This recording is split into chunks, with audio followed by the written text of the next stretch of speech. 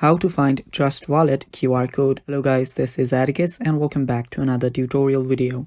In today's video, I'll teach you guys how you can find Trust Wallet QR code. So without any further ado, let's dive right into it. So the first step is open up your Trust Wallet.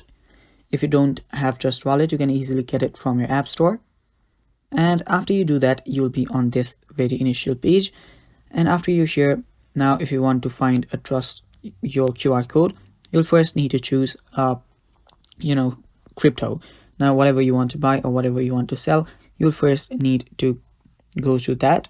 So you can tap on any one of these right here and then tap on receive. After you do that, you will see the QR code right in front of you, and after the person that scans this QR code, they will be able to send you the coin or that very currency.